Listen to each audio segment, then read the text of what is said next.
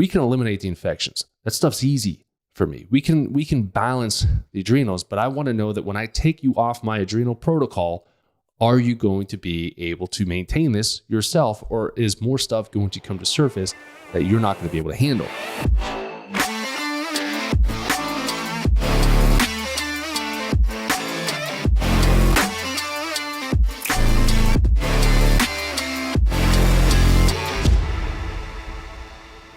All right, everybody, welcome back to another episode of the Doc Jacque Show. So I just finished up my week with consults with patients, and I found myself probably in the past 2 months, 3 months, maybe more, really diving into stress. And not even just that, our adrenal glands or adrenal fatigue or exhaustion, whatever you want to label it as, but really being able to take an inventory on what true stress really is and what our perception is around it. And I've had the opportunity, I've got a lot of amazing patients. All my patients are fantastic. But the cool thing about my patients, is that I'm teaching them something, but they're also teaching me something. And there's a need. There's a need for what I'm about to talk about today. There's been a need for this for a while now, but the thing that is very unique and interesting is it's been on my heart. Like, I've always been an empath at heart. I always absorb what other people have around me, whether it's their emotions and they're going through a hard time and they're not ready to tell me that they're going through a hard time yet, but I can kind of sense it. I'm at that level. I'm not an expert, but I'm pretty darn in tune with people and their emotions, what they're feeling, what they're going through. So what am I even going to talk about today? Today is going to be stress, our perception of stress, and really how that kind of ties into relationships. And you know what, I'm going to crank this up a notch. I just had a consult this week with a patient who was like, I listened to your podcast on double speed. I'm like, okay, I was told to slow down, but all right, let's do it. So I'm just going to dive back in with high energy again and see if y'all can meet me where I'm at. So perception of stress is going to be huge. So when we talk about the adrenal glands, we talk about the impacts that different things can have on our adrenal glands. And I know that there was a stickler on TikTok who was sassing me for oh, you don't understand the adrenal glands. It has nothing to do. There's no such thing as adrenal fatigue, adrenal exhaustion, whatever, dude. At the end of the day, in simplistic terms, in layman's terms, when I talk about the adrenal glands, I'm talking about it from hey, the glands are struggling. Yes, I know it is a brain response. We're talking about the hypothalamus, the HPA axis, and a signal that's going to be coming from the brain down and radioing to our adrenal glands to produce cortisol or to produce stress. But I'm going to take this a step before. I'm going to go with a prequel on this one. So we can have different experiences and different perceptions of the same experience. And because I played college sports, because I played college football, I use football as an example. If you put me on college football field or even an NFL football field and gave me a football and was like, go play, I would be jazzed. I would be so excited. Yeah, my cortisol would be up, but I'd be so happy. And what would be seen and radioed to my body is excitement, enjoyment, enlightenment, a lot of high vibrating frequency words. Makes it feel really good. When you have high vibrating frequencies, we have a higher level of health. When we have lower vibrational frequency words, like I've talked about in previous podcasts, when you have that occur, okay, it could be because your experience is completely different than what mine might have been. So I could take somebody who maybe they had a career-ending injury in football and put them on the football field and say, go run. And they're like, ugh. They perceive that as stress. They perceive that as their body has to protect themselves, so they're going to shut down. No, I'm good. I don't want to deal with this. It's a perception. Right? Same thing, given the same football, same field, same time of day, same everything. And their perception is fear. Or, I don't know, someone who's never played football before in their life and they're just easily intimidated by sports, never really liked sports, never really got into sports, and you put them on the football field too. And I'm out there having a blast, throwing a football to myself. Or somebody else is on the field, like, yay, I'm playing catch with myself. Or somebody else, yay, see how far I can throw this thing. I'm going to go run and pick it up. I want to see how fast I can run a 40. That person could perceive that as like, I'm clamming up. I don't like this. I don't enjoy this at all. Why am I bringing this up? When we perceive our environment, okay, whether it's an oral perception of our environment, toxic food, okay, which would then cause inflammation, which would cause the brain to be spastic at the adrenal glands. Okay, I'm just going to talk about the adrenals. Screw that guy. I'm not going to make this for him. It's going to make the adrenal glands go ballistic, and it's going to throw it off, right? And the more we stay inflamed orally, we keep eating horrible food, and it just keeps compiling over and over and over again, building up inflammation until eventually your adrenal glands are like, that's it, I'm out, forget about it, right? Because there was a guy, his name was Hans Selye. He did kind of a barbaric trial, but he mapped out the adrenal response in rats and basically drowned rats. It gave great information. I'm like, don't go and harm animals, but it gave us great tangible information that didn't go to waste, I guess, or they didn't die in vain or whatever. I don't know if they drowned to death or not, but they put them under and were basically making them tread water. Basically like rat waterboarding is what one of my mentors was saying, Dr. Kalish. And so they measured what the adrenals did. So at first it goes through this reactionary response, and then it goes through this invincible response where it's like, I've got this, I can handle this, like not a big deal, like this is so easy. And the way that Dr. Kalish was kind of wording this is a person who can say, I can work, and there's so many people. And I hope that this registers to you, because there's a lot of people in this invulnerable phase where their body's about to break. What does that mean? That's the people who are like, I only need 3 hours of sleep. I only need 4 hours of sleep. If I take this, I don't have to go to sleep. I can just keep going and going and going and going and going. Good for you. Your adrenals are about to crash. Okay, you're in that pre-fatigue phase where you're like, yay, and then boom. All of a sudden, your adrenals quit. There's a lot of entrepreneurs that do this. They work all day, every day. Elon Musk, the guy who is a maniac, and don't get me wrong, I admire this guy. His hustle is strong, and the stuff that he's able to do is amazing. When you look at it, it's like, cool, you're able to accomplish a lot in a short amount of time, but you are taking years off the end of your life. Unless Elon has a way to, or something that he's created to reverse time or, do something. Wouldn't put it past the guy's a brilliant genius, but ultimately it's like, hey, we're robbing Peter to pay Paul. That's what we're doing.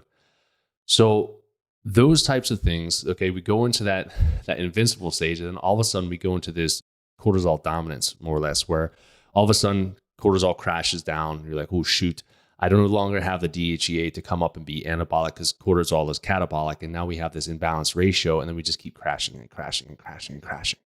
So when we get to the adrenal test, we get to the salivary hormone test that we do, we're already in that adrenal burnout. We're already past where Hans Selye was testing and found out what was going on with the rats. We're already done for, right? Now we have to figure out what did that to us, reverse the hands of time, and start working on the adrenals.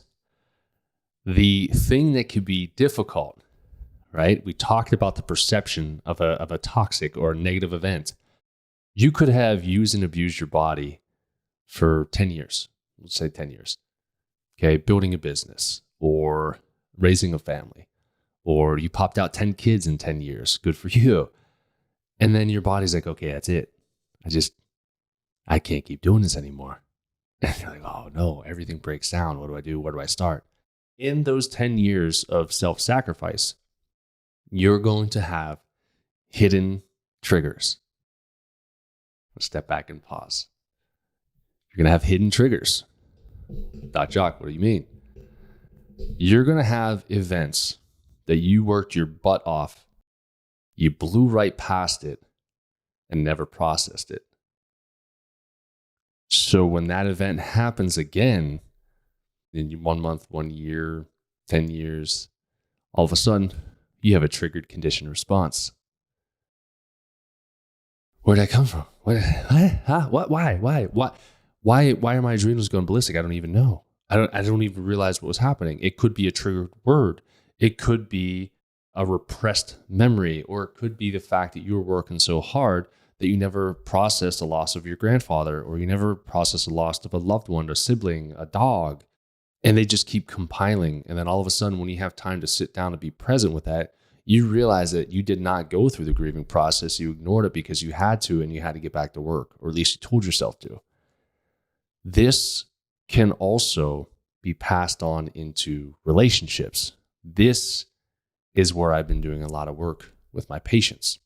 When it comes to relationships, we bring two people together.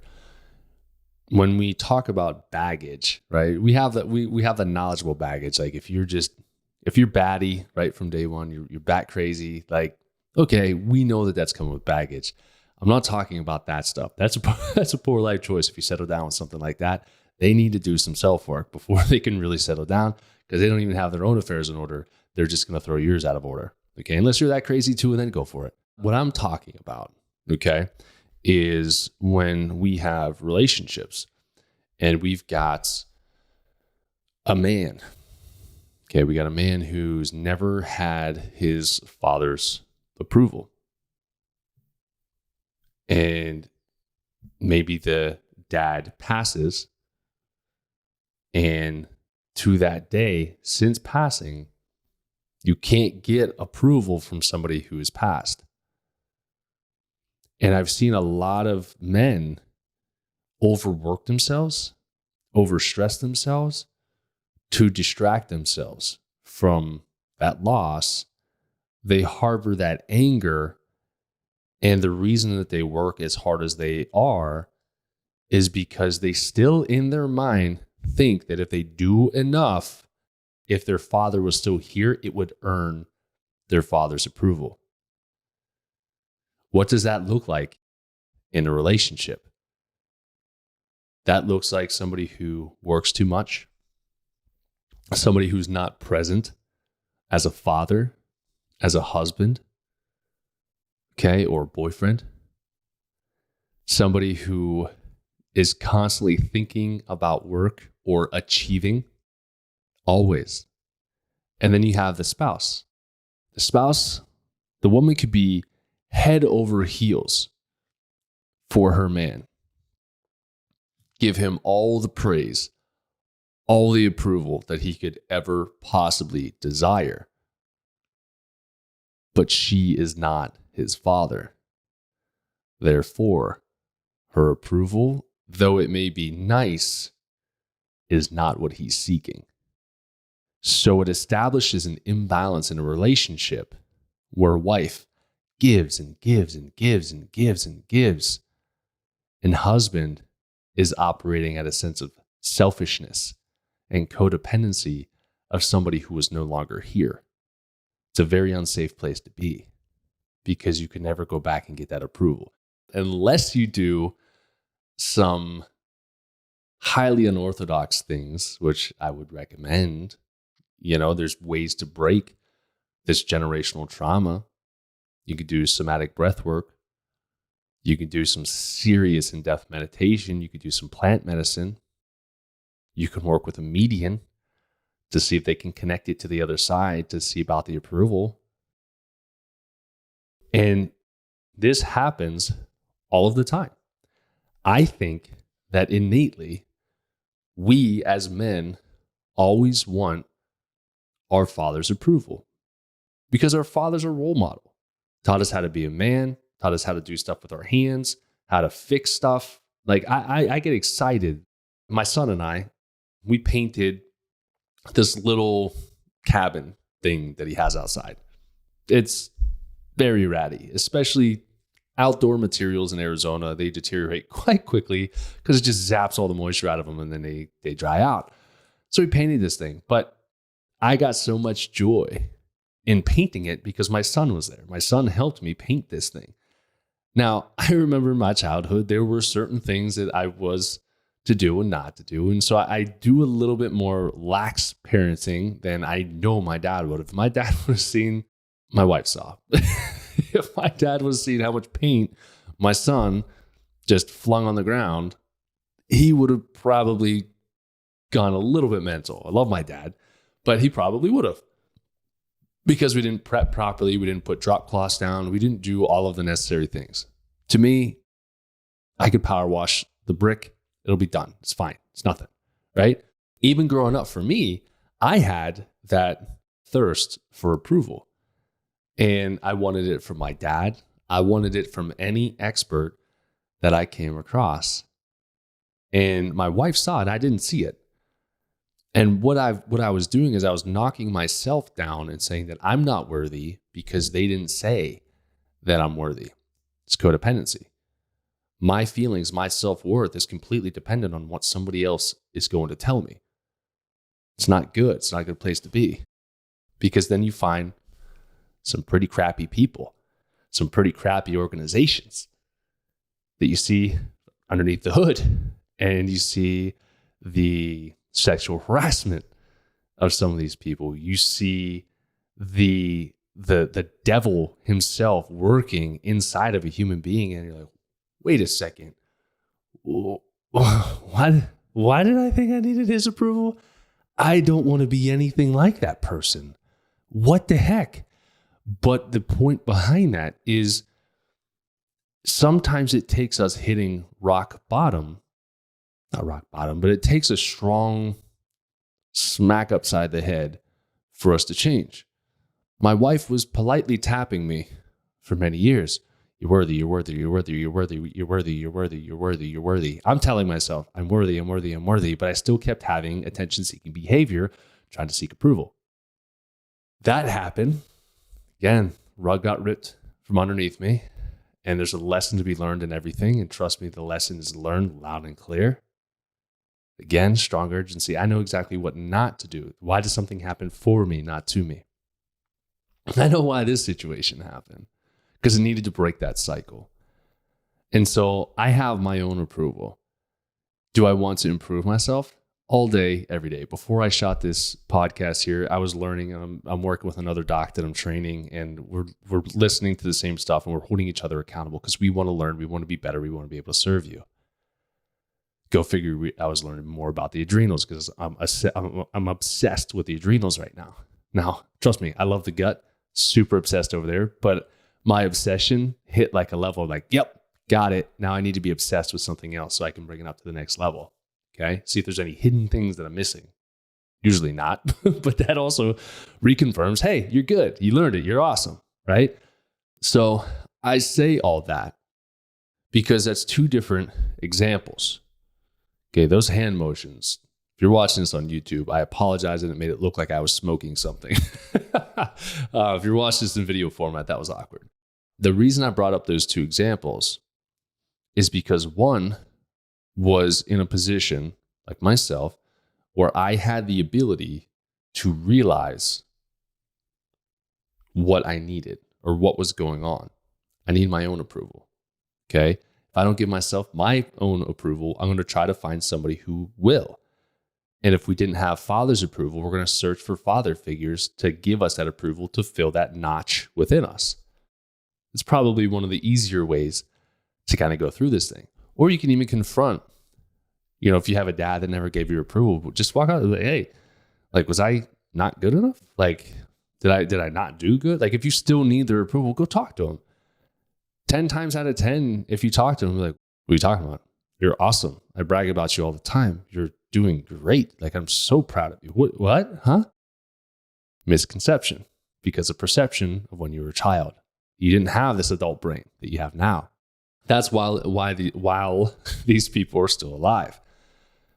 What becomes harder then is when they pass.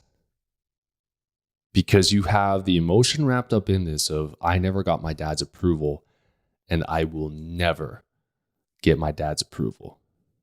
So it can lead us to hopelessness, despair, displaced anger, aggression, hostility, not feeling worthy of love. So you push everyone who loves you away, and you just keep burying yourself. You just keep digging this hole and just going down deeper and deeper and deeper.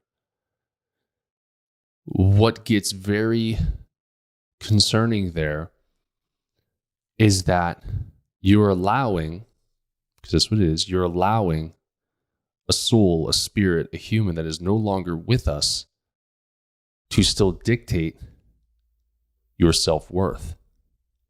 If you're playing a video game and somebody comes and takes the game controller and they leave, or they break it, bury it in the backyard, you're like, I'm going to be stuck on that level for forever. Like, what are you doing? I'm never going to be able to fix that. Same thing happens when somebody like that passes. Okay. And we're talking about dads because most guys have dad issues, not necessarily moms, even though TikTok is saying like, oh, guys don't talk to their mom. They're throwing percentages. Get the hell out of here. Like, anyways, in that instance where the loved one has passed, you never got their approval, it becomes vitally important for you to find your rock bottom. Okay. And I don't want anybody to get there, but the rock bottom is the strong why as to why you're not going to go back there again, why you're not going to seek approval from somebody else. Okay. This could be somebody who should be an entrepreneur, but only wants to be an associate or only wants to be a worker, an employee. Why? You have the potential to conquer anything in the world. Well, I never had my dad's approval, so I don't think I'm worthy. So I'm going to work for somebody who would then resemble traits of my dad. Tells me what to do, tells me I'm doing a good job, tell me I'm doing something bad. You fill the void, right? Another little taste into that. So we can sometimes have, depending on how strong the women are in our life, or even our guy friends, somebody has to call you on your shit. Say, hey, listen, you've got a pattern here. You need to dig into this. You need to find out why. Why are you acting this way? And then go through that process. You'll be like, oh my gosh. Take that first breath of like realization. Man, are you kidding? All I had to do was this. Oh. And then you can go back the entire timeline of your life. You'd be like, oh my gosh. I always wanted my football coach's approval. I always wanted my baseball coach's approval. I always wanted to be the best at sports. I wanted my college coach's approval. And then I wanted my first employee's approval. And you're like, like it makes sense. But you have to be willing to be uncomfortable because you're going to have to confront it, because then it puts you into the driver's seat. Are you worthy? Yeah, absolutely. Everyone was born worthy of their God-given purpose. That's why we're here. But few of us live up to that potential out of fear. So allowing us to set that new baseline, okay, guys, be vulnerable. You know, I just did a podcast, Johnny L. Sasser. We talked about toxic masculinity. We're not talking about being the alpha male a-hole. We're talking about being able to dip into the masculinity. Be like, yeah, I can protect, I can save, I can do anything. And then also dip into, oh man, hon, I had a really hard day today. Really hard case. I really just feel like it's kind of weighing on my heart. I need a hug right now. Like I just need to connect. Just snuggle, 10-minute snugs, boom, get in there. And then just be like, all right, cool. I'm good. I release it. I'm happy. I'm fine. Right? We have to have the yin and the yang of that. So when we go into that self-love, we need to step into it with a purpose. Why are we doing it? We want to do it for ourselves. But what if you have kids? What if you have a son? What if he then develops those same traits? Attention-seeking behavior. He wants approval from his dad, or he wants approval from his mom. And then if you don't have, and again, I'm just talking dads, but say you never get approval from your mom, or your mom never gives approval for any of your girlfriends. And then you're doing everything to make mom happy. Mom's controlling your life over here. I don't like that girlfriend. I do like that girlfriend. I don't like that one. You should break up with that one. You should divorce that one. And then somebody's puppeteering you and you're just along for the ride. Very common. Don't bring family into your relationship. Now, if somebody's beating you upside the head and you're like, I don't know what's wrong with this relationship, and your family's like, hey, I wanted to talk to you about all those bruises on your face, you should probably leave that person. Like, different instance, the why, right? What is their why for getting involved? Is it something menial? Is it something serious? Is it something where they're like, hey, I want to leave your daughter, I want to leave your son, or I hate your daughter or son. Okay, well, then, they're probably going to speak up because it's a protective thing, right? Totally different. Okay. I'm talking about puppeteering. I'm talking about pulling the strings. Okay. And now women do this too, right? Because when women are born, okay, girls are born, there's a lot more limitations for a little girl than a little boy. What do I mean by that? I will give you a prime example. I am working on it, but my son, our son, loves to run around buck naked, just all of the time. That's why you don't typically see him on social media, because he's naked. He's out in the pool, he's naked. He's in the house, naked. He's reading a book, naked. He's sleeping, usually naked. Like, it's just how he is. Versus our daughter, right? Our daughter will walk around without her diaper on and like without clothes on. She'll walk around naked, but we're more prone to be like, hey, like, we need to cover you up. You should probably just put a dress on right now or a shirt on, so that way you're not exposing yourself, right? Versus a dude just running around, hoit peas in the stones outside. There's a perfectly good bathroom right next to my office. He doesn't go there. He goes outside and pees in the stones because he can. Or I open a garage door, he sprints out the garage door, he pees in the front yard. That's how he met our neighbors right behind us. He was peeing outside while he was taking the trash out. Like, that's just how it is. So when girls are born, what happens, and oh my gosh, I don't even know why I started with where I started in this podcast. I have deviated so much, but I'm going to go with this, and then we're going to label this something. Good media, my team, let's just come up with a good label for this, just a hodgepodge of information. But so girls are raised to be proper, proper, I guess. Wear clothes. Don't be naked. Don't be inappropriate. Don't do a lot more don'ts with daughters than there are with sons. With sons, it's like, don't run with scissors or a knife, right? If our daughter does it, it's very rare that she ever does, but it's like, okay, come on, keep that. You know better than that, right? There's different ways that we kind of parent different people, different lifestyles. Now, if Sage was juggling scissors, yeah, I'm going to have a similar conversation, but it's just, innately speaking, she's a girl. She just doesn't resonate with her. Okay. But so going back to how daughters are raised, be very proper, always be dressed nice, make sure that your clothes match. Okay. I say that because people know when I dress my kids, Hoyt can have a cowboy hat on, cowboy boots, gym shorts, and a tank top, and we're out at Lowe's or Home Depot. Or Sage will have a ponytail that's sticking off to the side, or she'll have what I call a little antenna up on the top of her head, and she'll have, I don't know how to match stuff. I mean, come on, I got blue jeans and a blue shirt. Like, I don't know how to match stuff. I don't really care. It's not my thing. So, but when daughters go out, like, okay, you have to match these outfits. You can't look all messy. You can't have mud on your face. You can't have this. You can't look this way. Don't be too fat. Don't be too skinny. And there's all of these like parameters. Gosh, that's the word I was looking for. There's so many parameters on girls growing up. So already from birth, people have a tendency to give daughters self-image issues. Okay.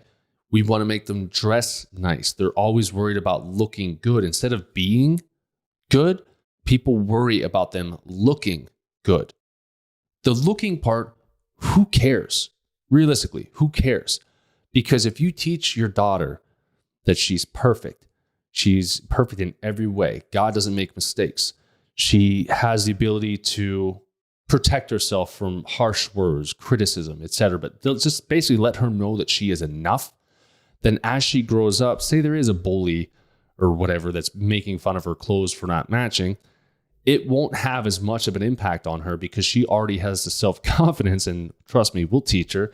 That's something to do with that little punk. It has nothing to do with you. Run it past the perception filter, right? Not a stressful event in that instance. So when we have daughters who are raised with self-image issues, we have all these parameters. I've had patients that I've worked with who their family have put them on competition prep diets, worked them so hard that they don't have menses. They don't have their menstrual cycle at all through high school. So 4 years without menstruation, it's really bad for you. I've had kids, just so many things. Kids being entered into pageants, even though they don't want to. So you're letting a kid enter into a pageant to be judged by somebody who's probably 400, 500 pounds of solid fat.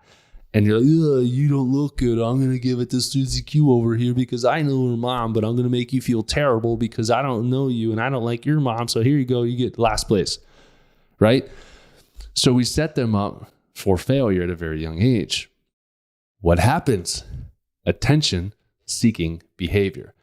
My parents taught me, not mine, in their minds, my parents taught me that I am not enough and that I have to follow all of these rules. I always have to be prim and proper.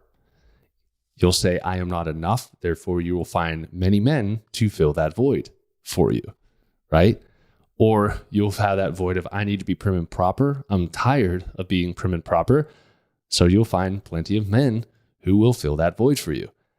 And then you get into that codependency space that a lot of men are already in. We all operate out of a sense of insecurity, at least a little bit. And so we have these similar mindsets going into our college years, going into our adult years. And so we can all carry this trauma, this baggage, what I'm talking about. This is the stuff that we don't really talk about. Nobody goes back and says, hey, my childhood was terrible. Do you want to date me? Do you want to go on a date? Nobody goes into that, right? It starts to, as people start feeling comfortable with each other. And I think that this should be true. Now, in theory, it'd be nice to have like a resume of all the traumas and stuff. And like, hey, did you work past this? Do you need any help with this before you start dating? Perfect world. Sure. Because there's a lot of secrets that people have that I have heard of that I'm like, that should have been a first dater. You should have brought that up, right? But when you feel comfortable, you're more inclined to reveal things about yourself that you're insecure about childhood, about college years, about adult years, what you have been through. Because those traumas that you go through, okay, those traumas that you go through, they stick with you. There's that mental plasticity where your neurons in your brain will actually rewire pathways so that if you, let's go inappropriate, okay? So let's say that you and your spouse are having sex and your husband grabs your hand to spin you around or something. Like, nice, kind, but like grabs your hand and moves you from place to place. And somebody in either your past life, which we won't dive into that today, or somebody in your college years, maybe an old boyfriend, an abusive boyfriend, used to grab your hand the same exact way. Boom, shut down. And your husband's like, what happened? And you're like, I don't know. I don't know what happened, but I'm angry, I'm fearful, and I'm clamming up. Like, I don't enjoy this. And you're like, ooh, like, how do we work through this? Right? That could be a girl's perspective. Rape, abuse, emotional abuse, how you talk to your wife could be triggering based off of her previous experiences. So when we talk about this stress response, this is some of the deep stuff that I've been getting into is like, well, listen, like, we can eliminate the infections. That stuff's easy for me. We can balance the adrenals, but I want to know that when I take you off my adrenal protocol, are you going to be able to maintain this yourself, or is more stuff going to come to surface that you're not going to be able to handle? And that's what I'm here to help unpack. From a guy's perspective, okay, let's get inappropriate again. So when it comes to a guy's physique, and certain things being of certain size, that spouse could have had one lover who said it was not enough or it wasn't good. And even a girl can have the same thing where their breasts are too small or they're too big or your body does something weird over there. I don't like that birthmark, but it was a traumatic thing that was said to you that sticks with you. When we talk about the size thing, then for the guy, we want that reassurance that it's enough. Is it good? Like, I don't know. Like, let me measure it. Like, again, this is getting a little inappropriate. Like, if you want it, if you perceive it as inappropriate, go for it. But the thought behind this is to try to help husbands and wives, boyfriends, girlfriends, spouses, to understand that sometimes these stresses that you go through, these triggers, these subconscious triggers that you might not be aware of, could be something from the past. And if you sit with that, sit with it and analyze it. Don't clam up and be embarrassed. Don't. For the guy or the girl, don't do it. Analyze it. Now, if you're in the middle of sex, you don't have to like grab a notebook and like, hold on 1 second, hon, I'm going to jot this down here real quick. I'm going to get back to that afterward. Don't do that. Don't ruin the mood. If you can get back into it, go for it. But process through it. When we have that example, okay, and you process through it, you sit with it. The reason I keep saying sit with it is because most people get embarrassed and they don't ever talk about it again. They swallow it down. Never going to talk about that again. What does that do? It buries it deeper, which is like pressing down on a spring. And say you pressed on a spring, say you have a 3-foot spring and you were pressing down 6 inches and you go, boom, let's get about two feet down. Let's put 2 feet, 6 inches worth of pressure on that spring, which means that emotion is just wired to come back up again. Okay. So if that happens, not a good day. Because you can have a similar trauma, say from the same abuser, because ultimately they were the emotional abuser, physical, whatever. Okay. You have that occur. And then boom, it's another one. Then boom, there's another one. And it's just like somebody's got an emotional cannon in your body, like boom, there's another, boom, there's another, boom, there's another. It's like, oh, it's 4th of July of emotions here. What the hell is going on?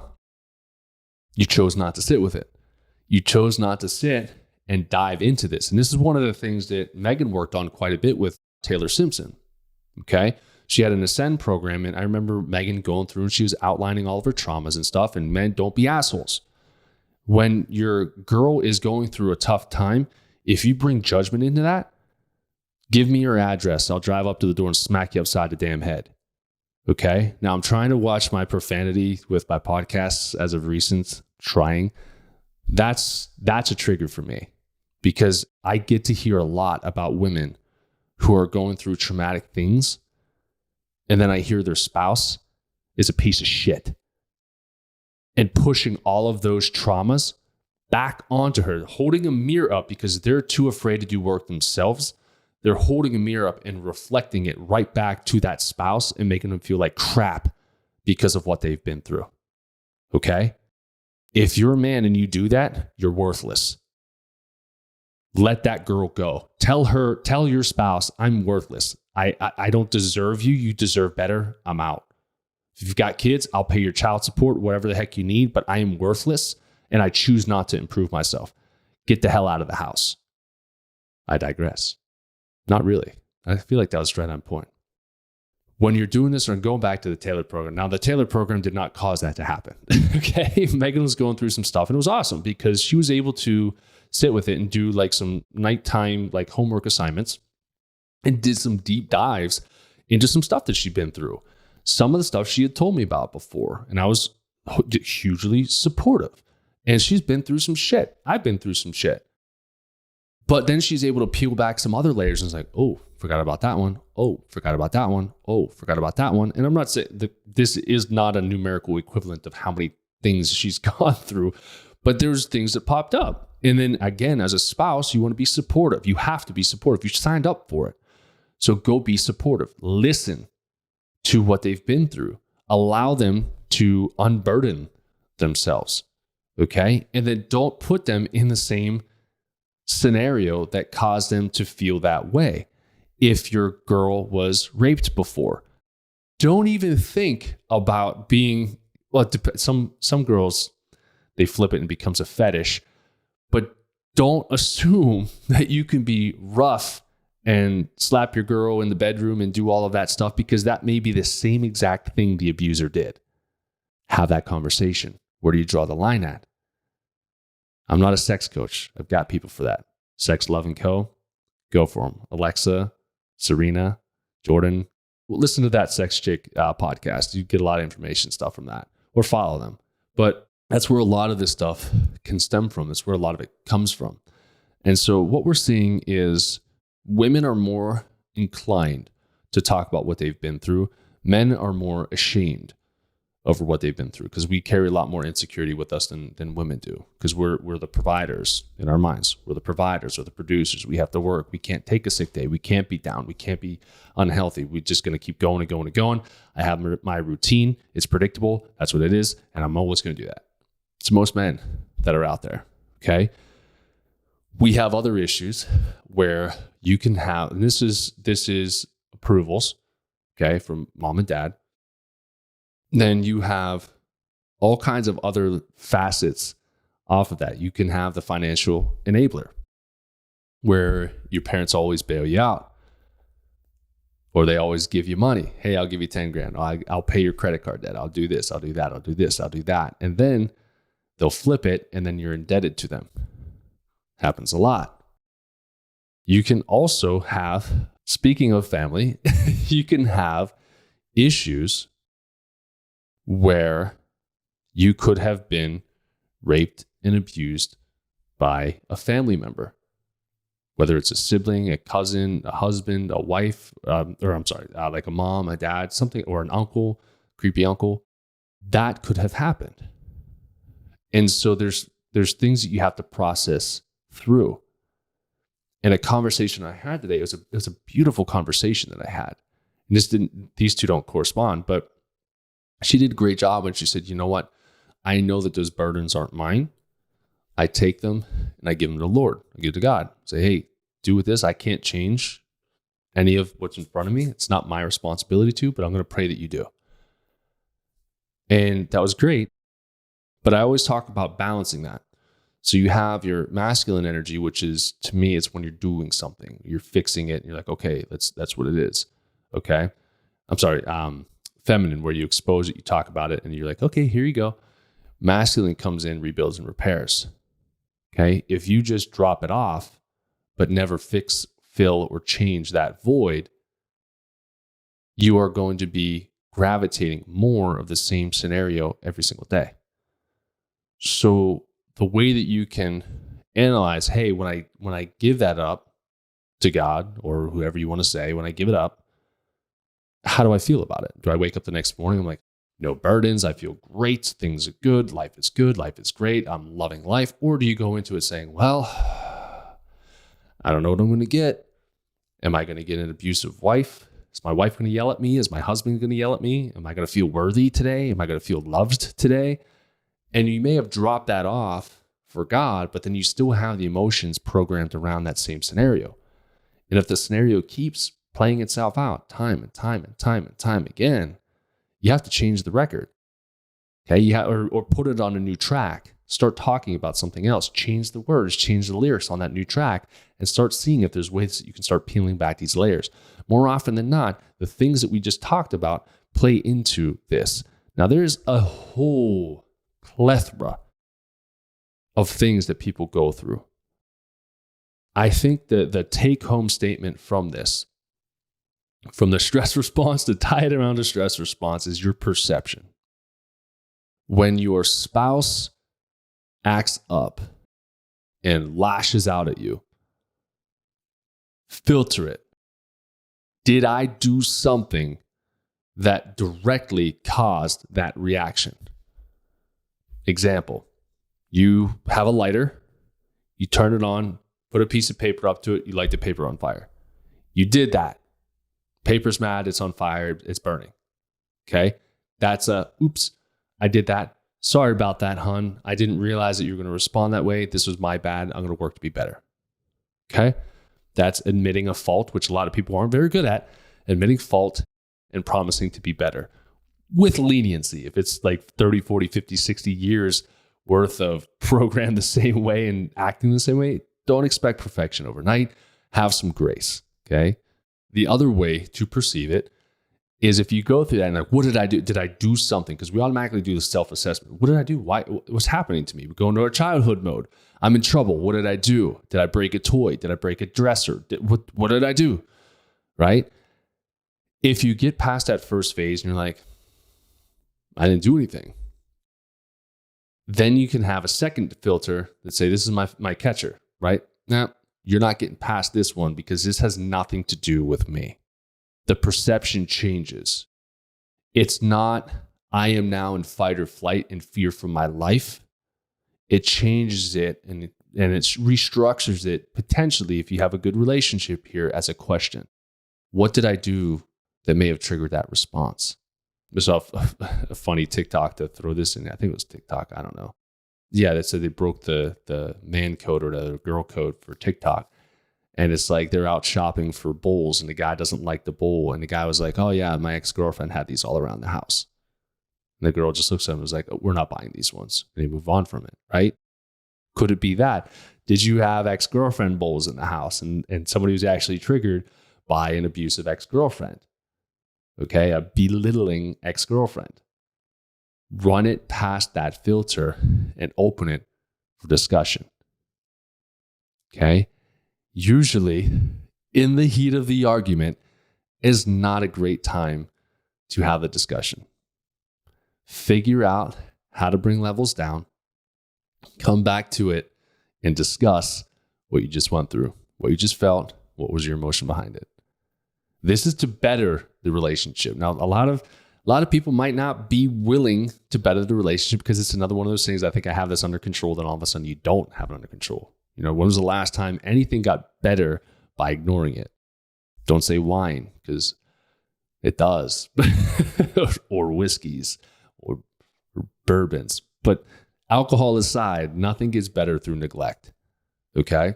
So when it comes to your relationship, if you're not working on the relationship, your relationship is slowly starting to decline. I hate to say it to you, but it is. Or it's getting boring, or it's getting too routine, which is then also a way for it to decline. You should always want to improve. You should always want to be better. Megan and I, we've got a phenomenal relationship, but I'm not here to say, oh, I'm going to hang up my growth belt over here. I'm done. I did it. I'm fantastic. Right? No, new stuff pops up. I want to learn. I want to be better. I want to be more supportive. I want to be more loving. I want to speak into her love languages or her human design. Like I want to be better in all ways possible, because the more I can make her happy, the more I can be happy as well, because I'm operating out of a sense of serving. I love to serve people. That's why I do these podcasts. It's why I help my patients. It gives me great joy.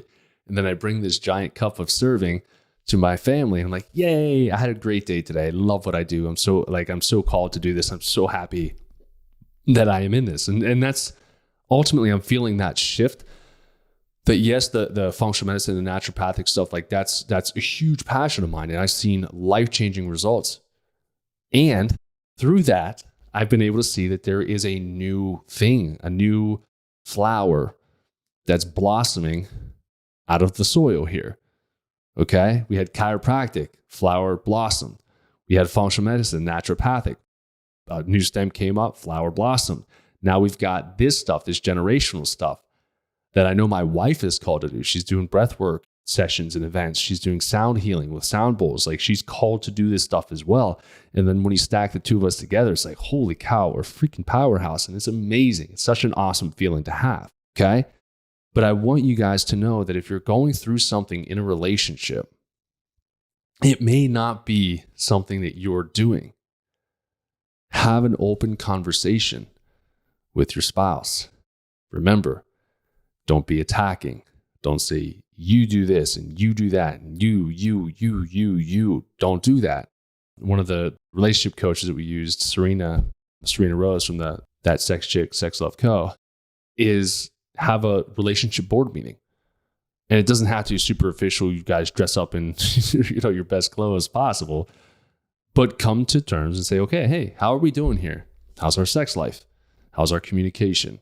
How's our sense of, like, are we speaking into love languages? Are you working to better yourself? Like, you can make whatever questions you want on this, but have an inventory meeting where you get a baseline. And for me, we can rate it on a 1 to 10, 10 being perfect, 1 being, let's pay attention to that now. And then you're able to continue to rebuild and repair certain areas that may have been destroyed. If your sex life is destroyed, figure out why. Is it a hormonal problem? Did you give birth and then your adrenals went ballistic and then your hormones never really felt right afterwards. And then all of a sudden you put on 15, 20 pounds and the woman doesn't feel comfortable in her skin. So she doesn't want to get naked. Therefore, she doesn't want to have sex. Is it something like that? Is it something that we can test? Or is it something that we need to talk through? And it's really easy to pick up because there's verbal cues that a lot of people will throw off. And when you hear 2 or 3 repeats of the same thing, it's really easy for me to pick up on it. Like, let's go back to that real quick. Let's not skim over that again. It's the 3rd time that you did that. Let's dive in. Okay, let's make some time for this. Let's really get after it. So for relationships, have a relationship board meeting or just have a conversation, an open dialogue conversation. Another thing that I wanted to say to that is the best time, just talk to a patient about this today, best time for this stuff to take place is like afternoon, evening time. First thing in the morning, forget about it. Men, we've got too much testosterone, and quite honestly, we only got one thing on our mind, or just conquering the day. And so we're going to be distracted. We're not going to be totally invested, and we're going to be more likely to feel like we're kind of caged in, like you trapped us in the morning. Afternoon, evening, testosterone is starting to decline as the day goes on. Cortisol is going to be going down there as well, so you're less likely to be inflamed in conversation. You're more calm. Maybe drink some calming tea or California poppy, and then get down into like a nice state where you can have a communication or have a talk, okay? Don't have a talk, a hard talk, right before bed. Don't do it. Don't. Because you're going to carry that stress into your sleep. You're going to sleep like crap, and then you're going to have anger and resentment towards your spouse the next day. Don't do it, okay? Guys, we want to have closure and resolution. We're problem solvers half the time. So if they're like, hey, you didn't take out the trash tonight. Like, I can still do it. I can go down right now and go do it. Not that that's a big argument piece, but like that's like if Megan was like, sometimes I joke with them, you just made me do that on purpose. Like if I'm like, all right, we're ready for bed, and she's like, did you remember to take out the trash? And she says it in like a very kind way. I'm like, crap, I'm busted. No, I did not. I will not be able to go to sleep if I don't do it. That's how I'm programmed. That's how I'm wired. So women, if you're having a conversation, especially with a man like myself, not to me, but like if your guy is like how I am, don't trap him before bed. He'll be stressed. He won't be able to sleep, and it'll be a rough next day. Okay. Do, again, relationship board meeting, do it in the morning or afternoon time, like noon. Get some lunch in and just sit down and hash out the details of your relationship. Make sure everything's good. Also, don't just go with all the negatives of the relationship. If you're like, hey, my sex life is fantastic with you, I think it's perfect, put a 10 there. Build some good ones in there. But it's also something that's important to you, so you want to track it. Because if at any point you go from a 10 and now you're down at like a 4, you're like, oh, shoot, what happened? Well, we got busy. We had kids. We had this. We don't have date nights anymore. I don't feel special because you're not speaking into my love language. I like words of affirmation. You haven't told me that I'm beautiful lately. There's different things that you can do to improve the relationship like that. It's super awesome. When you're in the relationship board meeting, though, you have to curb your attitude. You have to curb your temper and don't get flared, okay? Because it needs to be a safe, judgment-free space where you can air things out. The purpose is of building each other up, not ripping each other down. If it just turns into a bad mouth session time and time and time again, it's a toxic relationship. Either it's just purely toxic, or the spouse is so afraid to dive into what they're really going through that they're, again, resorting to anger, frustration, hostility, or holding up the mirror so they don't have to confront their own little demons. So I'm going to end with that for today. This is a big podcast. And guys, again, I don't know what the title of this one's going to be. It's kind of all over the place. Perception, adrenals, trauma, I don't know, trauma response and adrenals, whatever it is. But I will thank you for tuning in today. If you like this one, if you liked where I kind of dove into these things, or if you want me to elaborate in certain areas, find me on social media. Find me on Instagram, doc_Jacque, or you know where the show links are. Go down to the show links, click on that, and shoot me a message and say, hey, I loved how you talked about blah, blah, blah. Could you extrapolate more on that? Could you talk more about that? And I'd say, yeah, absolutely. And it'll give me more information that I can bring to you to help to serve you all better. So hopefully you liked it. Hopefully it riled some people up. I apologize for swearing, but I'm passionate about this stuff, so I can't hold it back. So love you all. Thanks for tuning in, and we'll see you next time.